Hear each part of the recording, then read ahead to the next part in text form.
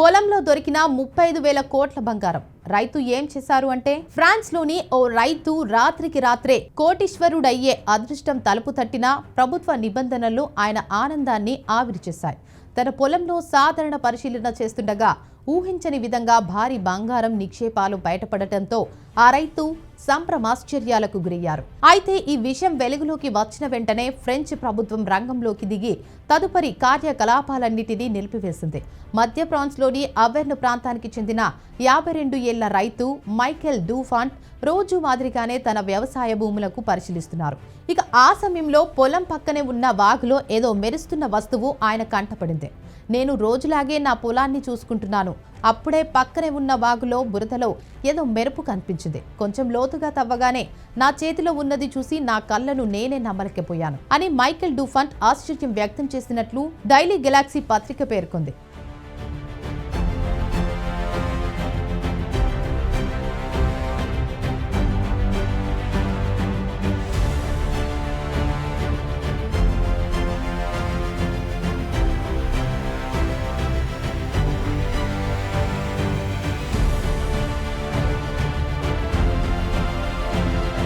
ఆయన చేతికి చిక్కినవి స్వచ్ఛమైన బంగారు గడ్డలు కావడంతో ఈ వార్త వేగంగా వ్యాపించింది.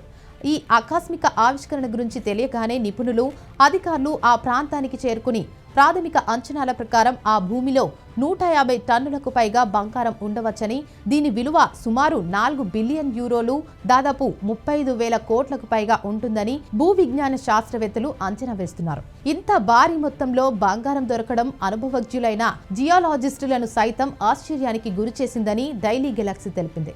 అయితే మైకెల్ డూఫాంట్ ఆనందం ఎంతసేపు నిలవలేదు. ప్రభుత్వ అధికారులు వెంటనే ఆ ప్రదేశానికి చేరుకుని ఫ్రాన్స్ సహజ వనరులు చట్టాల ప్రకారం తదుపరి ఉత్తర్వులు వెలువడే వరకు ఎలాంటి తవ్వకాలు లేదా వెలికితీత పనులు చేపట్టరాదని ఆదేశించారు.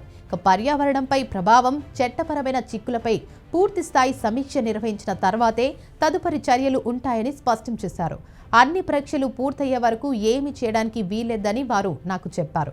జాగ్రత్త అవసరాన్ని నేను అర్థం చేసుకున్నాను, కానీ నిరాశ చెందకుండా ఉండటం కష్టం అని మైకెల్ తన ఆవేదనను వ్యక్తం చేసినట్లు డైలీ గెలాక్సీ నివేదించింది. ప్రస్తుతం ఆ భూమిని వాణిజ్య కార్యకలాపాలకు దూరంగా ఉంచి సీల్ చేశారు. ఫ్రాన్స్ లో ప్రైవేట్ ఆస్తిలో సహజ వనరులు లభ్యమైనప్పటికీ భూగర్భంలోని సంపదపై ప్రభుత్వానికే పూర్తి అధికారం ఉంటుంది.